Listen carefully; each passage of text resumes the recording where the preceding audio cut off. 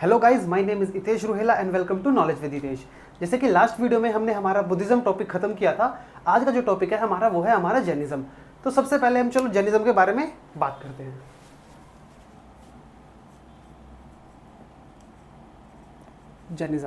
Jainism जैसे हमने Buddhism में हम बड़े थे, सबसे पहले हमने लॉर्ड बुद्धा की स्टोरी देखी थी, उसके बाद हमने उनकी टीचिंग्स देखी थी, फिर स्कूल्स के बारे में पढ़ा था, डॉक्ट्रेन्स के बारे में पढ़ा था। तो ऐसे ही हम इसी में ही मूव करेंगे आगे जैनिज्म में हम सबसे पहले जो हमारे जो मेन जो इनके जैनिज्म के जो रियल फाउंडर हैं वो उनको कहते हैं वर्धमान महावीर हैं। ठीक है, तो सबसे पहले हम वर्धमान महावीर जी की स्टोरी देखेंगे, उसके बाद फिर हम इनकी टीचिंग्स के बारे में बात करेंगे। और जो जैनिज्म में जितने भी डिवीज़न हुए हैं, 2 डिवीज़न हुए जैनिज्म में, श्वेतांबर और दिगंबर, इन सब के बारे में बात करेंगे। और जो हमारे महात्मा गांधी थे, आपने देखा होगा वो एक वर्ड यूज़ करते थे, अहिंसा। तो जो अहिंसा जो आया है वो कहाँ से आया है, वो जैनिज्म से आया है वर्ड, है ना। तो इन सब के बारे में भी हम बात करेंगे। तो चलो हम अपनी वीडियो जल्दी से स्टार्ट करते हैं। तो देखो, अब एक चीज़ और मैं आपको बता दूं, जो हमारे जो वर्धमान महावीर थे, है ना, जिनको हम भगवान वर्धमान महावीर भी कहते हैं, ये हमारे थे जैनिज्म के 24th तीर्थंकार।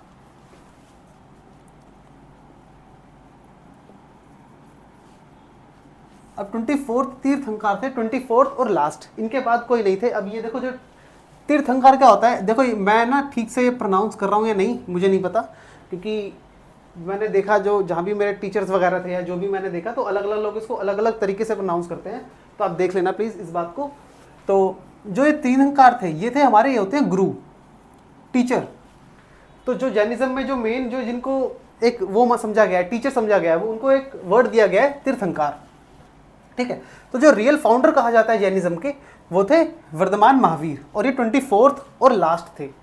इससे पहले अब क्वेश्चन आता है कि फर्स्ट कौन थे या और बाकी के कौन थे। तो देखो मैं बताता हूं आपको, इसके अंदर आप याद रखना, जो फर्स्ट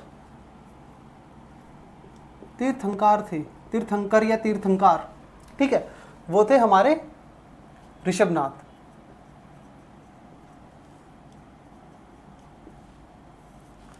और इनको हम डिनोट करते हैं बुल के सिंबल से, ये भी आप याद रखना। ठीक है, क्वेश्चन आ जाता है बहुत सी बार कि फर्स्ट जो थे कौन थे, ऋषभनाथ थे, और इनको हम ये भी पूछ लेते हैं कि कौन से सिंबल से इनको डिनोट करते हैं। तो याद रखना, बुल के सिंबल से हम इनको डिनोट करते हैं। अब बात करते हैं 23rd की, क्योंकि इसके बाद जो इंपॉर्टेंट है वो 23rd है, क्योंकि लास्ट तो यही है ना, फर्स्ट और लास्ट होता है मेन। और इनको हम फाउंडर भी कहते हैं, फाउंडर ऑफ जैनिज्म, फर्स्ट वाले को फाउंडर ऑफ जैनिज्म। ऐसा माना जाता है कि जो जैनिज्म है ना, ये भी हमारा जो वैदिक एज है इसी टाइम तक का पुराना है। क्योंकि आप देखोगे जो 24 जो तीर्थंकार है, इनका जो बर्थ होता है वर्धमान महावीर का, ये होता है 540 BC में। तो 540 BC ये कौन सा टाइम पीरियड चल रहा है, ये जो हमारे जो लॉर्ड बुद्धा थे ना, बुद्धिज्म वाला, वो वाला टाइम पीरियड चल रहा है।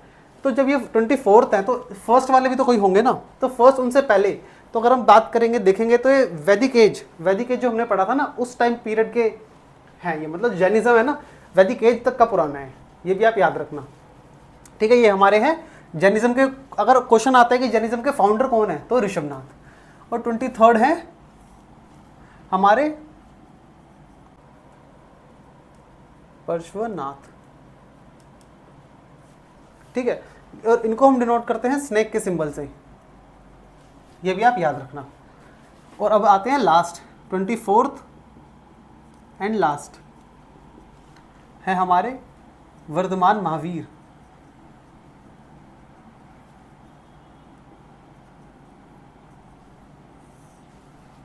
और इनको हम डिनोट करते हैं लाइन के सिंबल से, बब्बर शेर।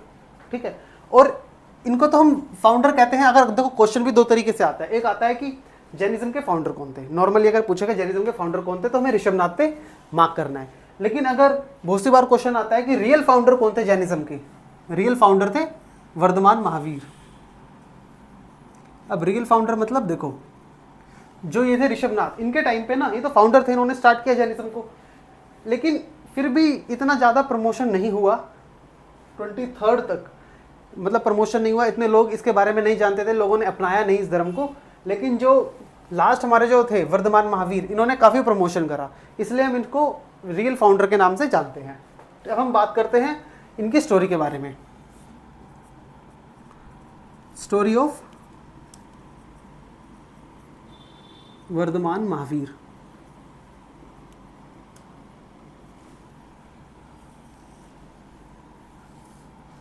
अब देखो, जैसे कि मैंने आपको बताया कि जो इनका जो बर्थ होता है ना, वो होता है 540 BCE में। कहाँ पे? वैशाली में।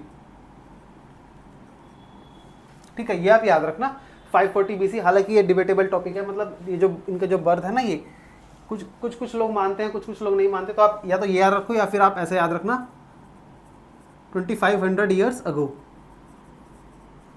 एनसीईआरटी अगर आप पढ़ोगे तो उसके अंदर लिखा हुआ है सीधा 2500 ईयर्स अगो। ठीक है, तो आप दोनों ही अगर एग्जाम में आ जाए तो अगर ये आ जाती है डेट तो इस पर मार्क कर देना, और अगर डायरेक्ट ऐसे आता है 2500 ईयर्स अगो तो ये इस पे मार्क कर देना। ठीक है, कहाँ पे हुआ था? वैशाली में हुआ था, याद रखना।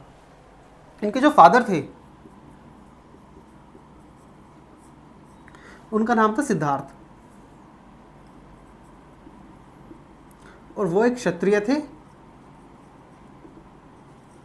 ना। और किस क्लैन के थे वो रूलर? वो थे वज्जी के, वज्जी क्लैन के थे।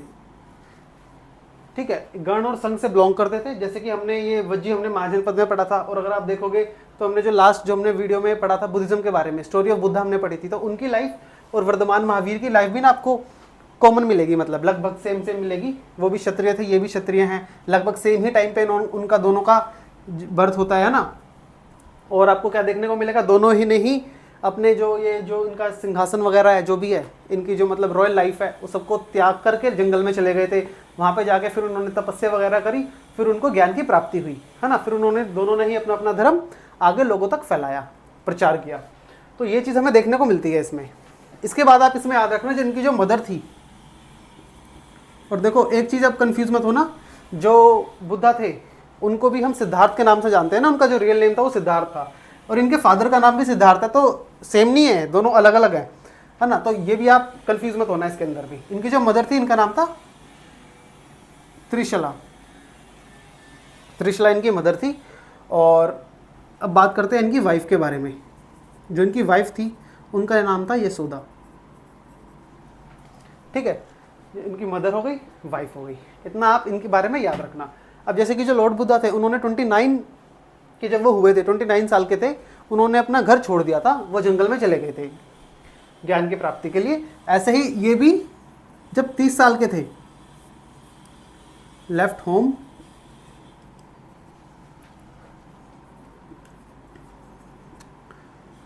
And went in jungle. जंगल में गए किस लिए?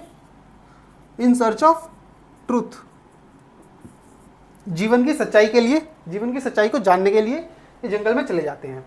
ठीक है, फिर इसके बाद ये कई मतलब 12 सालों तक ऐसे ही जंगल में जाते हैं, अलग अलग तरीके के लोगों से मिलते हैं, बात करते हैं। फिर भी ये देखते हैं प्रोडक्टिविटी नहीं है ऐसे इसमें कुछ, तो फिर ये लास्ट में क्या करते हैं? डिसाइड करते हैं कि एक मेडिटेट करें। तो जो इनको जो ज्ञान की प्राप्ति हुई थी वो हुई थी जब ये 12 साल बाद 42 साल के थे। ठीक है, इसके बारे में आप याद रखें, जब ये 42 साल के थे तब इनको ज्ञान की प्राप्ति हुई थी। और कहाँ पे हुई थी? यह हुई थी इनको, उससे पहले एक चीज़ और बताता हूँ आपको। जो इनके जो ज्ञान की प्राप्ति हुई थी इसको हम कहते हैं कैवल्य। ठीक है, ये टर्म एक याद रखना आप, कैवल्य। जैनिज्म के अंदर ही मिलेगी आपको कैवल्य। कैवल्य होता है ऐसी सिचुएशन में आ जाना जब आपके जो दुख हैं और आपके सुख है ना, उन सब से आप ऊपर उठ जाओ। आपको फ़र्क ही ना पड़े कि आपकी लाइफ में अगर दुख भी चल रहा है या सुख भी चल रहा है, तो उन सब से मतलब आपको फ़र्क ना पड़े ज़्यादा। उस जो एक सिचुएशन है ऐसी, उस सिचुएशन को कहते हैं कैवल्य। और कैवल्य का मतलब देखो किसके ऊपर, मतलब हमें विजय, मतलब कॉन्कर करना किसको? मिजरी, दुख एंड हैप्पीनेस। ये चीज़ आप इसमें याद रखना। ठीक है, इसके बाद हम बात करते हैं कि इसके अंदर ये हो गया। अब हम देखते हैं इनका जो प्लेस था, जो इनको ये ज्ञान की प्राप्ति हुई है, कहाँ पे हुई? प्लेस है इनका जिम्बिका ग्राम, है ना, ये याद रखना, जिम्बिका ग्राम। और एक साल ट्री के नीचे, साल ट्री। और बुद्धिज्म में हमने हमारा क्या था? बुद्धिज्म में था हमारा पीपल ट्री, पीपल का पेड़, और यहाँ पे साल ट्री है। ठीक है, और इसके पास एक क्वेश्चन आता है कि कौन कौन सी रिवर इसके पास से बहती है, मतलब गुजरती है। इसके पास एक रिवर थी उस रिवर का नाम भी आ जाता है बहुत सी बार। तो याद रखना रिवर है ऋजुपालिका। ठीक है, ये भी आप इसके अंदर याद रखना। और जब इनको ज्ञान की प्राप्ति हुई, हालांकि इनका नाम पहले था वर्धमान, ठीक है, फिर जब इनको ज्ञान की प्राप्ति हुई इसके बाद इनको एक टाइटल मिला, ये टाइटल कहलाने लगे महावीर के नाम से। महावीर का मतलब होता है ग्रेट हीरो।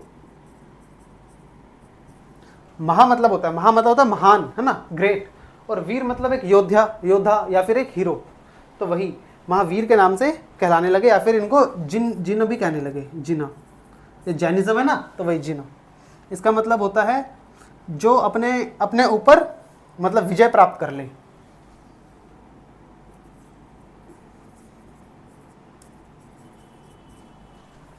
तो ये भी आप इसमें याद रखना, वर्ड महावीर और जिना। ठीक है, इतना आप याद रखना इसके बारे में। अब हम बात करते हैं इन्होंने जो फर्स्ट सरमन दिया था वो कब दिया था। तो अब मैं इधर लिख देता हूँ, इससे आगे का जो इन्होंने जो फर्स्ट सरमन दिया था, मतलब कि उपदेश, वो कहाँ दिया था? वो दिया था पावा में। पावा जगह है एक राजगीर के पास, याद रखना पावा। ठीक है, यहाँ पे दिया था, किनको दिया था? 11 ब्राह्मण्स को। 11 ब्राह्मण्स को इन्होंने पहला उपदेश दिया था अपना। और फिर इसके बाद इन्होंने जो बाकी की जो इनकी लाइफ थी वो इन्होंने ऐसे ही व्यतीत की। जगह जगह पे जाते थे, लोगों से मिलते थे, उनको अपनी टीचिंग्स के बारे में बताते थे कि अच्छे अच्छे काम करो, अच्छे अच्छे काम मत करो, है ना, मतलब अच्छे अच्छे काम करो, बुरे काम मत करो, ये सारी चीज़ें बताते थे। और फिर इसके बाद जो इनकी जो डेथ होती है, जिसको हम निर्वाण कहते हैं, वो होती है जब ये 72 साल के थे। एट 72 डेथ, जिसको हम डेथ नहीं कह के निर्वाण कहते हैं, मतलब कि मोक्ष की प्राप्ति, है ना। ये चीज़ हमने बुद्धिज्म में भी देखी थी, लॉर्ड बुद्धा के बारे में, निर्वाण। तो वही अब ये कहाँ पे होती है? ये भी सेम पावा के अंदर हो जाती है, मोक्ष की प्राप्ति 72 साल की एज में। तो ये भी आप, ये सारी जो चीज़ें जो मैंने बनाई है, ये जो चार्ट बनाया है ना आपके सामने, ये बहुत इंपॉर्टेंट है। इसके अंदर जो एक एक वर्ड है ना, वो बहुत इंपॉर्टेंट है। तो आप ये अच्छे से याद रखना, क्योंकि एसएससी में डायरेक्ट क्वेश्चन आते हैं। पूछ लेगा आपसे कि जो इनके फादर का नाम क्या था, मदर का नाम क्या था, वाइफ का नाम क्या था, इनका बर्थ कहाँ हुआ था, कब हुआ था, है ना। और ये चीज़ भी मैंने आपको बताई, तो ये बहुत ज़्यादा इंपॉर्टेंट है, एक एक वर्ड इंपॉर्टेंट है, तो अच्छे से इसको याद रखना आप। चलो अब हम आगे बढ़ते हैं। आगे हम बात करते हैं डॉक्ट्रिन्स ऑफ जैनिज्म, जिसको हम कहते हैं 5 महाव्रत। ठीक है, 5 महाव्रत कौन कौन से हैं? पहला है आपका अहिंसा। ठीक है, अहिंसा जो गांधी जी यूज करते थे, अहिंसा। पहले मैं लिख देता हूं, फिर मैं इनको एक्सप्लेन करूंगा। दूसरा है हमारा सत्य। थर्ड है हमारा अस्त्य। फोर्थ है हमारा परिग्रह। ठीक है, और फिफ्थ है हमारा ब्रह्मचर्य।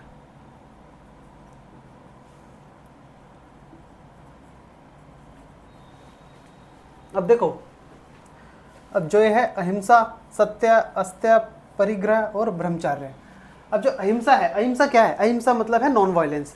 हमें दूसरे जीव जंतु को, किसी को भी दुख नहीं पहुंचाना चाहिए, किसी को भी हर्ट नहीं करना चाहिए। ये वर्धमान महावीर जी की टीचिंग थी और जैनिज्म की भी टीचिंग्स यही है। ठीक है, अहिंसा मतलब कि डू नॉट हार्म एनीवन। जो महात्मा गांधी जी थे वो यहीं से ही इंस्पायर्ड थे। ठीक है, अहिंसा से। इसलिए वो बात बात पे देखोगे तो अहिंसा, अहिंसा हम जो वर्ड यूज़ करते हैं, सुनते हैं, मतलब वो महात्मा गांधी जी से वो यहीं से ही आया, अहिंसा। सत्य का मतलब है सच बोलना। सत्य कहते हैं ना, सत्य वचन मतलब सच। तो वही कि डू नॉट टेल अ लाई, झूठ नहीं बोलना चाहिए, सच बोलना चाहिए। अस्त्य होता है ऑनेस्टी, कोई चीज़ नहीं चुरानी चाहिए, ऑनेस्ट रहना चाहिए, सच बोलना चाहिए। वो तो इसमें है, ऑनेस्टी है मतलब हमें कोई चीज़ चुरानी नहीं चाहिए, ये सारी चीज़ें। Do not steel. ठीक है, परिग्रह होता है हमें कोई भी चीज़ मतलब होर्ड नहीं करनी चाहिए। होर्ड मतलब कि हमें जो कपड़े वगैरह हैं हमारे, हमें फैशनेबल क्लोथ्स या फिर जो क्लोथ्स वगैरह हैं इनको त्याग देना चाहिए। तो वही do not horde.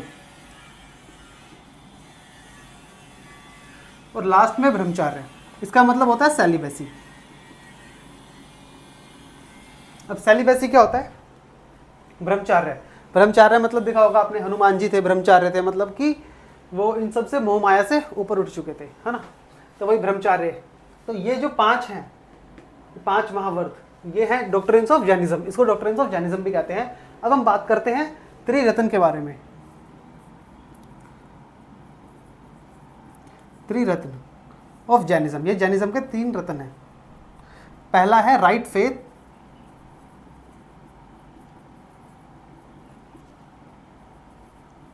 Right knowledge,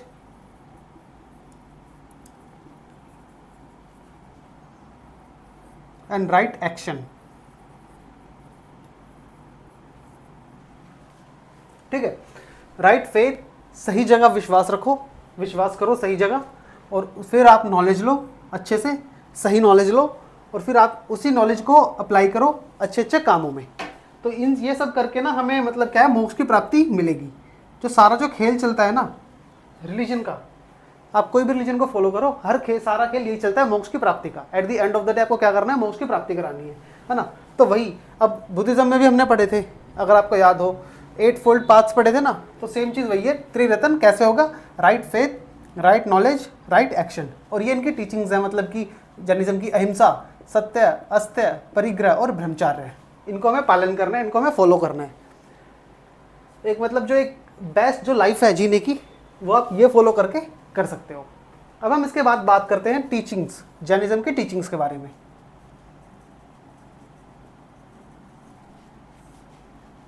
देखो, सबसे पहले तो मेन तो यही है अहिंसा, जो मैंने आपको बताया, है ना। अहिंसा के ऊपर इन्होंने ज़्यादा एम्फसाइज किया। क्यों?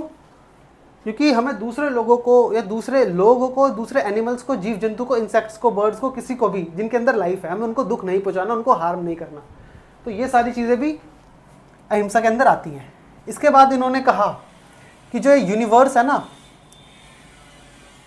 ये साइंटिफिक तरीके से, नेचुरल तरीके से बना है ना, ये किसी ने बनाया नहीं है, किसी ने कुछ नहीं करा। तो ये सारी चीज़ें भी हमें जैनिज्म के अंदर पता चलती हैं। एक ये जो यूनिवर्स है ना, ये साइंटिफिकली और एक नेचुरल फिनोमेना है। ठीक है, और इसके बाद इन्होंने, जैनिज्म ने जो वैदिक प्रिंसिपल्स हैं,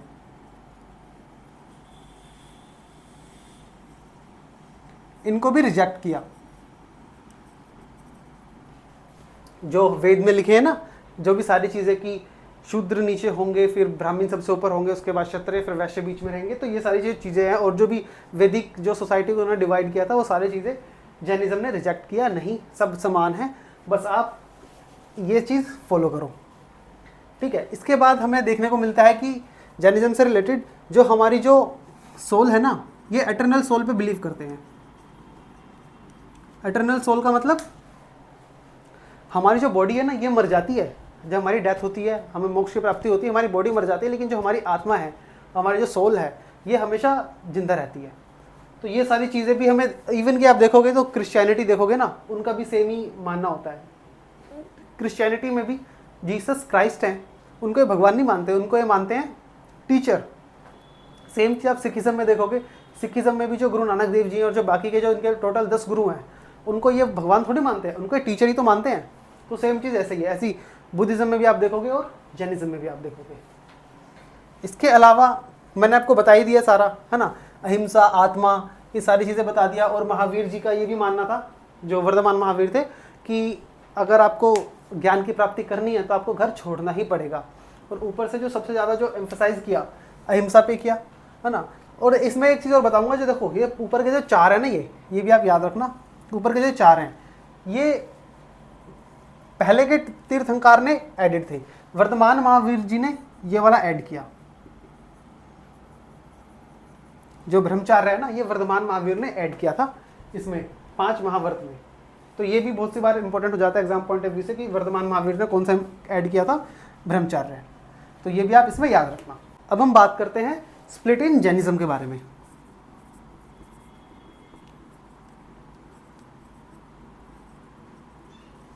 जैनिज्म भी, जैसे कि हमने बुद्धिज्म में पढ़ा था ना, 3 तरीके के स्कूल पढ़े थे, तो सेम चीज जैनिज्म के अंदर भी 2 तरीके में डिवीजन हो गए आगे जाके। एक थे आपके श्वेतांबर्स और दूसरे थे आपके दिगंबर्स। अब देखो, पहले मैं लिख देता हूँ फिर बताता हूँ।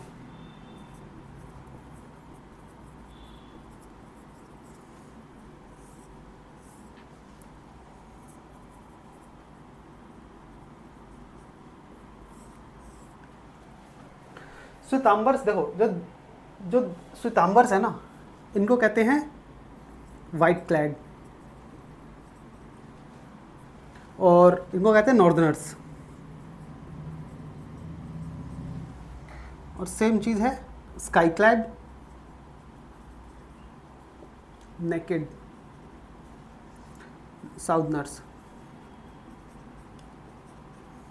देखो इसमें क्या है, जो इससे पहले आप देखोगे ना तो जो 23rd तीर्थंकर तक थे, है ना, जैनिज्म में, उन्होंने क्या बोला था कि एक वाइट कलर का हमें एक कपड़ा पहनना है ना, और वाइट कलर के कपड़े पहनने हैं और उसी में ही रहना है, मतलब कि सादा जीवन एक तरह से व्यतीत करना है हमें। और जो हमारे आते हैं वर्धमान महावीर, वो इसमें ना ये कहते हैं परिग्रह, मतलब कि डू नॉट होर्ड, कोई कपड़ा पहनना ही नहीं है। इवन कि आप देखोगे जब उन्होंने घर छोड़ा था ना, तो जब उन्होंने घर छोड़ा वहाँ से लेके और जब उनको ज्ञान की प्राप्ति हुई वहाँ तक 12 साल उन्होंने एक ही कपड़े में व्यतीत करे, मतलब पूरी जो 12 साल उन्होंने एक ही कपड़ा पहने रखा। और इवन कि जब उनको ज्ञान की प्राप्ति हुई साल ट्री के नीचे, उन्होंने जो कपड़ा पहना था ना वो भी उन्होंने हटा दिया, पूरे नेकेड हो गए थे। तो वहीं से डिवीज़न हुआ। जिन लोगों ने महावीर को फॉलो करा, वर्धमान महावीर को, वो है दिगंबर्स, और वो उनको कहते हैं स्काई क्लैड, मतलब कि वो कोई कपड़ा अपने ऊपर नहीं पहनते, पूरे नेकेड रहते हैं, और इसलिए उनको साउदर्नर्स भी कहते हैं, ठीक है।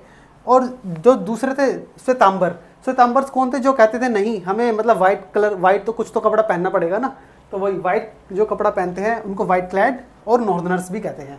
तो ये दोनों में बेसिक डिफरेंस है। ये मानते हैं कि बाकी के जो तीर्थंकार है 23rd तीर्थंकार को, उनको ज़्यादा इंपॉर्टेंस देते हैं कि नहीं, जो पहले हमारे 1st से लेकर 23rd तक ने जो कहा उनकी बात ज़्यादा इंपॉर्टेंट है, और ये कहते हैं कि जो वर्धमान महावीर की जो बात है वो ज़्यादा इंपॉर्टेंट है।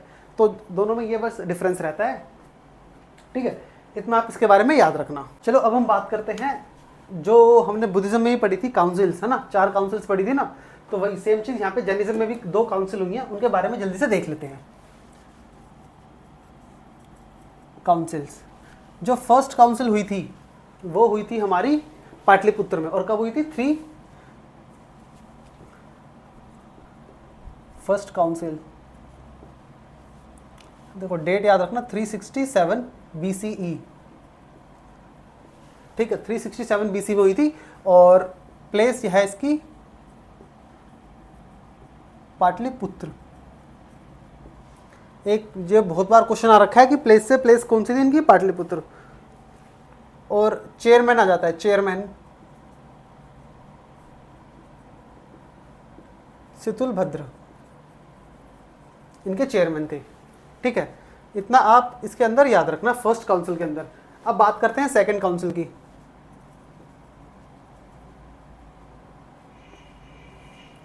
सेकंड काउंसिल हुई थी 546 BC में, और प्लेस थी वल्लभी। और वल्लभी कहाँ है? वल्लभी आप अगर आपको पता हो तो वल्लभी गुजरात के अंदर है, ठीक है, वल्लभी गुजरात। चेयरमैन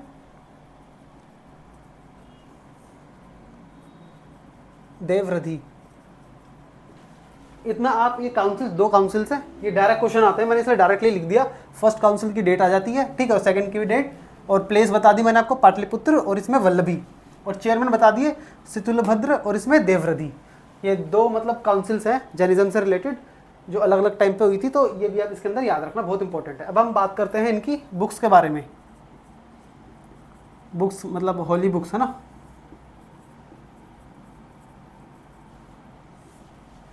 देखो मैं बस आपको एक ब्रीफली बता देता हूँ ताकि आपको पता रहे कि अगर कहीं क्वेश्चन आ भी जाए तो आपको ये ना लगे, ऑड सा ना लगे कि ये क्या आ गया। एक है इनकी आगम सूत्र,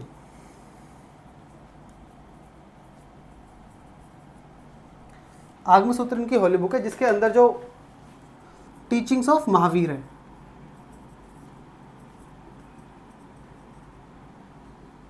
महावीर जी की टीचिंग्स है, ठीक है। सेकंड है हमारी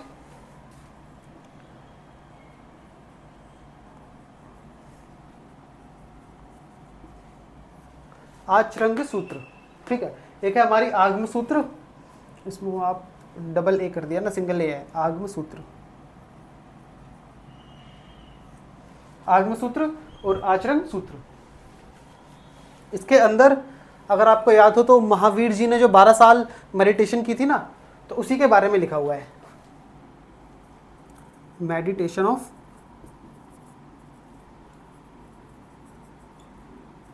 महावीर 12 ईयर्स, 12 साल की जो मेडिटेशन है वो लिखा हुआ है।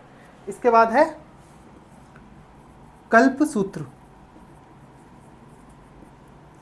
देखो आप ऐसे याद रखना, जो सूत्र है, देखो जितनी भी हम बुक्स पढ़ेंगे ना, सब में सूत्र सूत्र सूत्र आ रहा है। और ऐसे हमने बुद्धिज्म की जो पढ़ी थी उसमें आ रहा है पिताक, सूत पिताक, विनय पिताक, अभिधम्म पिताक, है ना, उसमें पिताक आया था तो इसके अंदर सूत्र आ रहा है। इससे भी आप पता लगा सकते हो कि कौन से रिलीजन से, अगर मान लो कि आगे आगम सूत्र कौन से रिलीजन से रिलेटेड है, तो आप याद रखना जो सूत्र आ रहा है ये जैनिज्म से रिलेटेड है, और अगर पिताक पीछे आ रहा है तो वो बुद्धिज्म से रिलेटेड है। और अब हम कर रहे थे कल्प सूत्र। कल्प सूत्र के अंदर जितने भी हमारे जो तीर्थंकार है ना, तीर्थंकार या तीर्थंकार, इनकी बायोग्राफी है, ठीक है, ये भी आप याद रखना। अब लास्ट है हमारी एक भगवती सूत्र।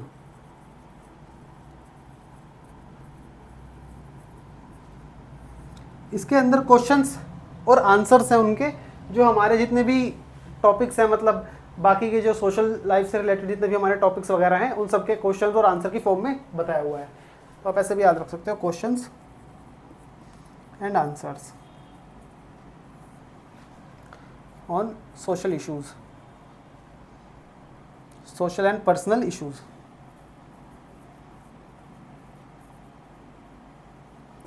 ठीक है, तो ये बुक्स भी आप इनकी याद रखना है, इनकी होली बुक्स हैं, मतलब कि जो होती है ना, जैसे हमारे हिंदुज़म में गीता है, पुराण है, उपनिषद है, ऐसे ही। ठीक है, ये चीज़ भी आप इनमें याद रखना। अब दो चीज़ और मैं आपको बताता हूँ कि एक्स्ट्रा, एक तो एक क्वेश्चन आ जाता है कि जो फर्स्ट, कहाँ लिखूँ, इधर लिख देता हूँ, जो फर्स्ट लेडी थी, है ना, first lady to join Jain association,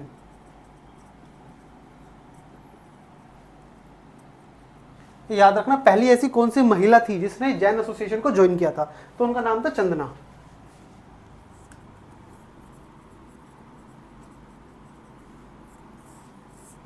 ये बहुत इंपॉर्टेंट है, तो ये भी आप इसमें जरूर याद रखना कि चंदना नाम रखना, फर्स्ट लेडी थी जिसने मतलब वो करा था, जैन एसोसिएशन को ज्वाइन किया था। जो इनके फॉलोअर्स थे ना, तो फर्स्ट जो फॉलोअर थी जो जैन एसोसिएशन को जिसने ज्वाइन किया था, उसका नाम था चंदना। और एक चीज़ और मैं आपको बताता हूँ इसके अंदर, जो प्रियदर्शना, अब प्रियदर्शना कौन थी, ये थी डॉटर ऑफ महावीर। ठीक है, महावीर जी की जो डॉटर थी ना, उनका नाम याद रखना प्रियदर्शना। और इनकी शादी भी पूछ लेता है कि इनकी शादी किनसे हुई थी, इनकी शादी हुई थी जमाली से।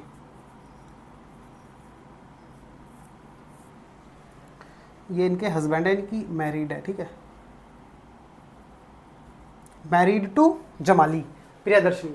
तो ये जो दो मैंने आपको इसमें देखो, इसमें तो चंदना नाम याद रखना है। चंदना कौन थी, जिन्होंने पहली बार मतलब जैन एसोसिएशन को ज्वाइन किया था, पहली लेडी थी।